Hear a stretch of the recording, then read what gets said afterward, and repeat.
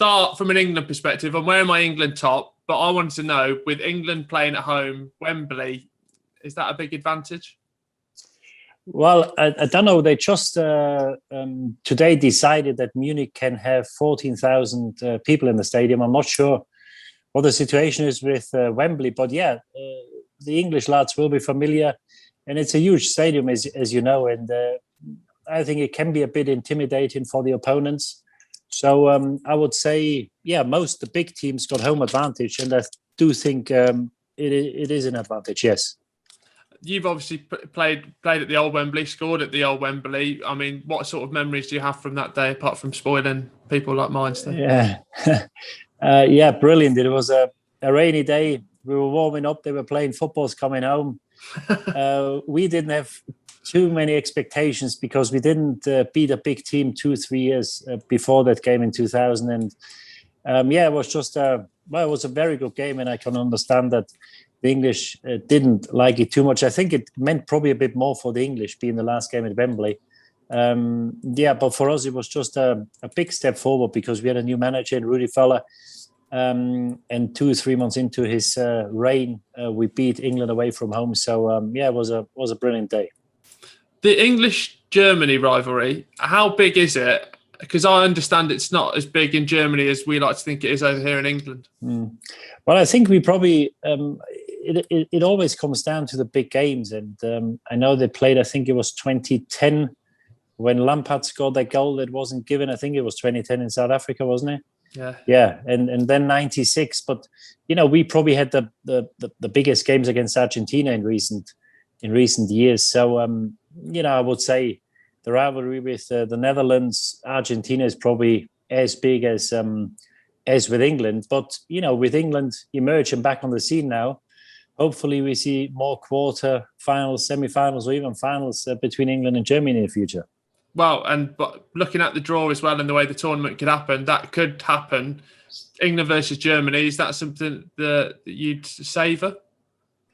Well, I think we all savour it. I think when the two big nations play each other, I think everybody looks forward to these games. And I think if England win their group, if Germany were to finish second, I think it could even happen in the last 16, which will probably be a little bit too early for both countries. But you know, you've got to beat what's put in front of you. So if you were to see England Germany in the last 16, I'd happily take it because you know we've got a tough group with Portugal and France, and you know, you need to get out of the group first. I think England will be a bit more straightforward getting out of the group. So if it were to happen, then yeah, of course I relish it and look forward to it. You say look forward to it, but does that mean you think that Germany would progress? I'm not too sure. I'm not too confident. I think we are average at best at the back. I think we lack a goal scorer. We're very strong in the middle. I think we've got 5-6 top class players for 2 or 3 positions in the middle.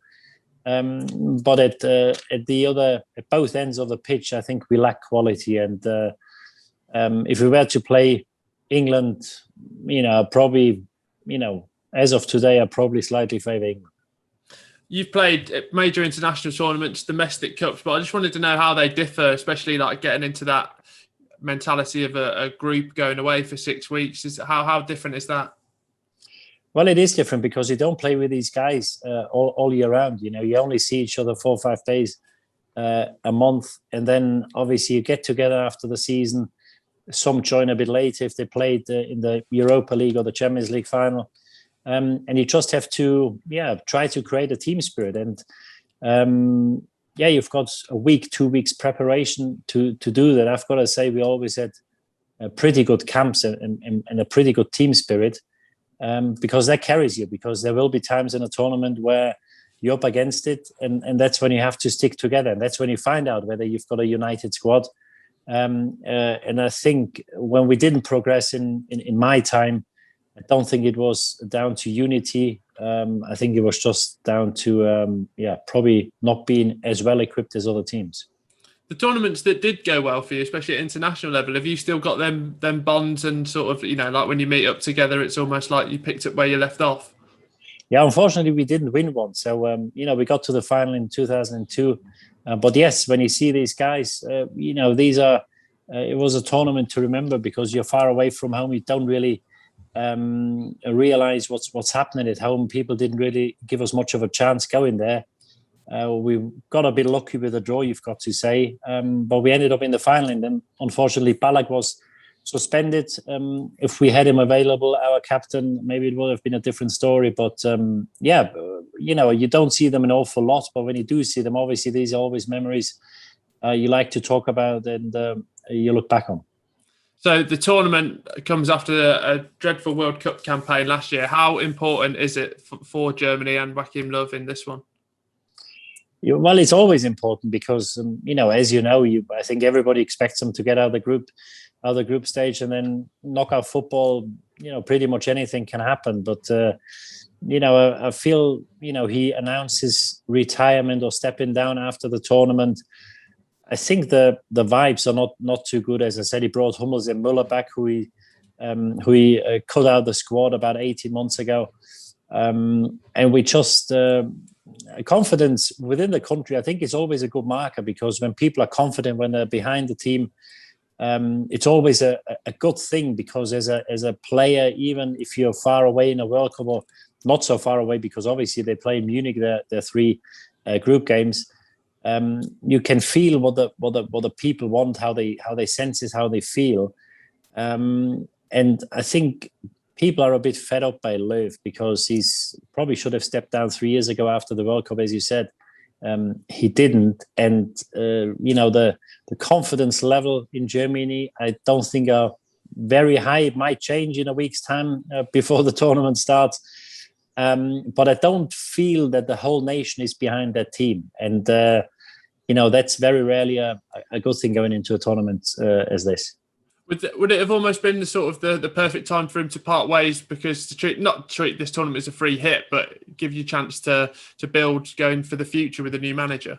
Yeah, I think that's a feeling. I think that's a feeling a lot of people have, and I think that's the feeling I have, because he signed a contract. He extended his contract before the World Cup 2018 when he had 2 years left for no reason. The FA extended his contract, then obviously things went really bad in 2018 in Russia. You get knocked out in the group stage, I think, for the first time ever, and then you're stuck with a manager. And obviously we didn't have the tournament last year, and I think that's the feeling people have. He treats it as a freebie, his last hurrah. He won the World Cup. Obviously, he's got a chance to win the European Championship for the first time. But as I said, the whole scenario with him stepping down after the tournament, the problems we've got at the back, the problems we've got at the front, I can't see Germany winning it. Do you think that him staying almost ties into that squad selection as well? Because there is a bit of youth in there, but then the experienced players like Müller and Hummels being brought back, is that something you'd like, or is that something you'd rather focus on the youth? Well, I think you need a mix. You can't have just old players. You can't have just young players. I think the mix of experience and youth makes teams. And, he said 18 months ago he wants to try something. I don't think, if we hadn't been beaten by Spain 6-0 a few months ago, I don't think he would have brought them back. There was the pressure was built in the media, and I think it was just too big for him not to take him back. And I'm not too sure whether, because they say they've got a good team spirit, but what I hear is that a few players within the team weren't too welcoming to the idea to bring these guys back. So I think that's another thing you have to take into consideration when you look at Germany's chances.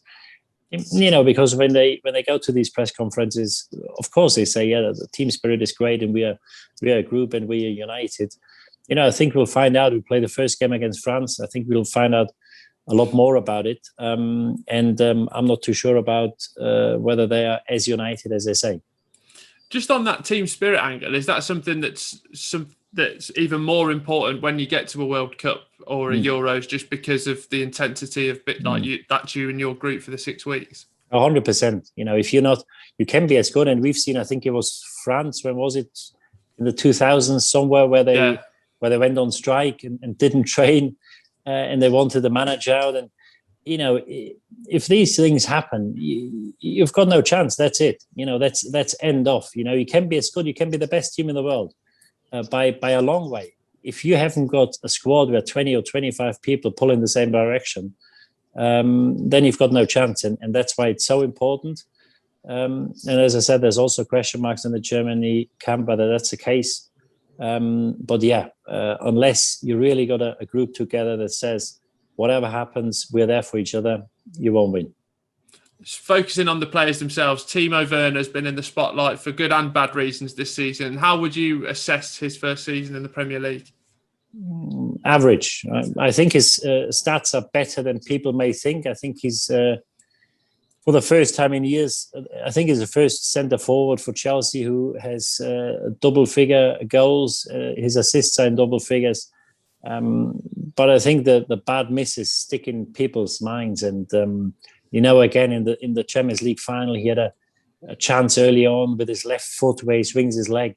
He's got to make contact. These are things, at least you've got to work the keeper. And I don't think he's a natural finisher. And I don't think his confidence, even though he's a Champions League winner, I don't think his confidence is sky high.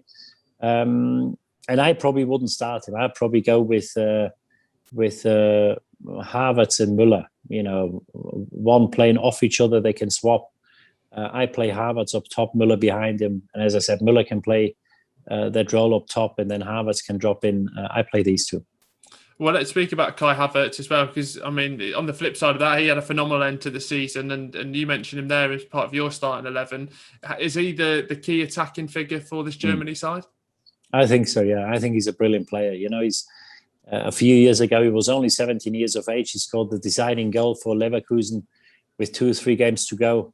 To stay in the Bundesliga, when they had some very experienced players, and he was the one to take on responsibility. I know he had a quiet start in England, and then I think he was COVID positive, missed a few weeks, but he's a brilliant player. And you've seen in the Champions League final, he's so calm on the ball, makes good decisions. He's a great passer of the ball. He's 2-footed.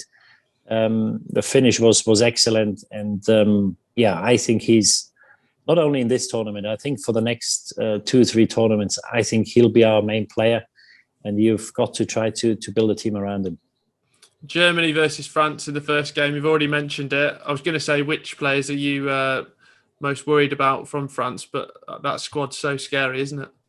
Yeah, brilliant squad. And, they left Upamecano, who's been one of the best centre-backs in the Bundesliga, left him out of the squad. He went with the 21s. He'd probably be the first on the team sheet for our team. And, going forward, they've got so much quality. And then, obviously, Kante, we've seen how important he is for any team in the Champions League final. So, I think they've got world-class players in all areas. Pogba, seems to be a different player when he's got that France shirt on. And, I think there's too many to worry about. It'll be a proper test for Germany, and I'm not too sure whether they're up for it. And then if we look at the sort of midfield battle, Kante, and again, another phenomenal end to the season, but he'll be up against Ilkay Gundogan. They're 2 separate players, but is that a key battle in midfield? Yeah, well, in my team, Gundogan wouldn't play, so I'm not too sure whether he does play, because, the question is, where's Kimmich going to play? I will play Kimmich at right back, so in midfield, I'll probably go with Kroos and Goretzka, because Goretzka is the only player who's got a bit of pace in midfield. He can drive with the ball through midfield. But yes, these, the games are decided in the engine room, and whoever plays, I suppose Kroos is the vice captain, so I suppose he will play. Goretzka has to play, Müller has to play, so I think that's your midfield. So I can't see Gundogan playing. But yeah, that'll be a key battle. And Toni Kroos is getting on a bit now. He's a very good player, plays his game at his own pace. And I think that's why it's so important to have a player like Goretzka who's dynamic and can drive with the ball next to him. We spoke about Joachim Löw at the start of the interview, but as a whole for his tenure as German manager, how will it be looked back on? Well, I think it'll be looked back on good, because up until the last tournament, I think he's been to 6 or 7 semi-finals. I don't think they got knocked out under him before the semis, and I think that's a great achievement in itself. Then again, you have to take into consideration the quality he's coached. But we've seen good squads and better squads who didn't make it out of the group or didn't make it into the last four.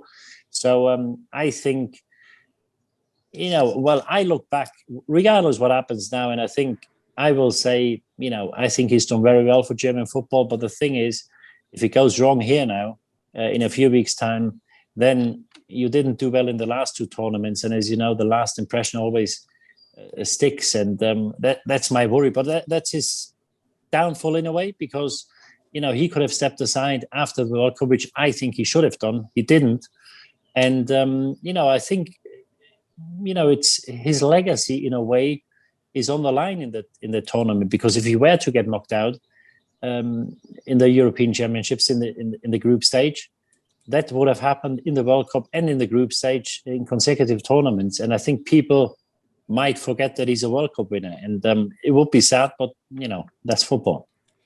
Looking to the future, then, Hansi Flick taking over. What are your sort of thoughts around him?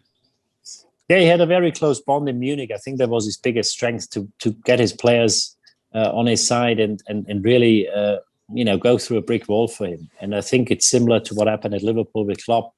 His relationship with the players is exceptional. So I think he was the logical choice, and the question will be, because Hummels and Müller will probably stop again or finish again after the World Cup. The question is a team good enough to be a contender in 18 months' time in Qatar? And that's his job, and I think it's a big job. What German player are you most excited about to see for this tournament? Is there anyone? I mean, there's the big names that speak for themselves, but is there anyone under the radar that we should be looking at? I wouldn't say under the radar. Obviously, Musiala, a player who I think played his youth team football in Chelsea or in London. He decided to play for Germany. He's in the squad. Maybe we see some of him. I think the player he's got to mature and has to show that he's capable of playing at the biggest stage and take responsibilities. Leroy Sané, because in Munich he had an in and out season. He was good when he didn't expect it or when he didn't have to. When he came on, he did something where he went, wow, this is exceptional.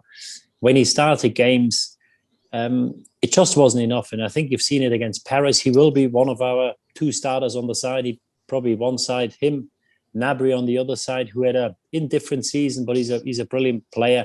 I think that the player who has to come to the party is Sané. Löw left him out the World Cup squad 3 years ago, where a lot of people said, well, how can you leave him out? He should have gone. I think he had his reason. Guardiola let him go in Manchester City. Probably there was a reason for that as well. And he's not 20 anymore. I think he's 26 or 27 now. I think he's got to show now that he's really, the player everybody thinks he is. We spoke a lot about Germany and just always grinding it out, getting to those quarters and semi-finals. What is that? Is there a special remedy, Didi, that you can let me in on? Or is it just, I'm not going to say luck, because England have never done it. So. Well, they didn't do it in the last tournament. I think it's just belief. I think when you go to a tournament like this, you've got to believe you can do it. If you get knocked out in the last 16, fair dues to the opponents. But I think it's down to belief. And I think whenever you put a Germany shirt on, whenever you go to a tournament, I think you believe you can win it. And, if you get to the last four, people may see it as a success. I always feel that the winner takes it all. If you go to a tournament, you really should aim to win it. And I think that's probably the difference. And obviously a lot of teams did it in the past. And Löw, as I just said, he's done it 6 or 7 times in a row. So this squad will feel confident to go a long way. Whether they do or will do, I'm not too sure. Back in 2002, you mentioned that there wasn't a lot of belief, maybe from exterior people, that your German side couldn't get to the final. Did that sort of almost motivate you in that camp? Yeah, probably brought us closer together. We talked about the game at Wembley. We got beat by England 5-1 in Munich a few months later, and then we had to play a playoff against Ukraine. And we played away to Ukraine. We were 1-0 down. They hit the post. We could have gone 2-0 down. We ended up drawing 1 each. And then we took them back to Dortmund 4 days later and beat them 4-1. And I think Ballack got a hat-trick. And this was a hairy situation because, we were I wouldn't say close to not qualifying for the World Cup, but there was a chance. Certainly after half an hour in Kiev, it didn't look too pretty, and we had a good party afterwards, celebrated the qualification, and then when we did go to Japan and South Korea, I think it brought everybody closer together, because we knew when we were up against it, when we got the backs against the wall, we know we can rely on each other. And I think there was a big help. So in a way, I think not winning the group and finishing second to England, because Beckham, I think, scored that last minute free kick against Greece at Old Trafford. That was the one that sealed the group for England. I think in hindsight, I think it was a blessing in disguise not finishing top. So even when we think we're doing well, we're probably losing. That's the English way, that is. Just wanted to know, who is the toughest opponent that you've come up against at international level? There's a lot of. I never played a competitive game against him at international level, but I've got to say Zidane was something else, because he was as tall as me, and sometimes the smaller players are the ones trickier to play against, because they're more agile, a lower center of gravity. But he did things, some players at 5'5" probably couldn't do. The way he shifted his weight, the way he changed direction, and he obviously was 2-footed. He was technically, as gifted as anyone. So Zidane was, I think rightly remembered as one of the greatest midfielders, or the best offensive midfielder in my time. When you're going out to play against like Zidane, do you just have to put to the back of your mind it's Zidane and almost treat it as like anyone else you're playing against? Well, you can't think too much about it, because you've got to concentrate on your own game. But obviously, when you do play these players, you know that whoever is up against him, you've got to help each other, because if you're one against one, if he's got open space, with his step overs, he could go either side. He's almost impossible to stop. So I think you don't need to say it, but when you play against the best players in the world, I think everybody knows that unless you work together, it's very hard to stop them.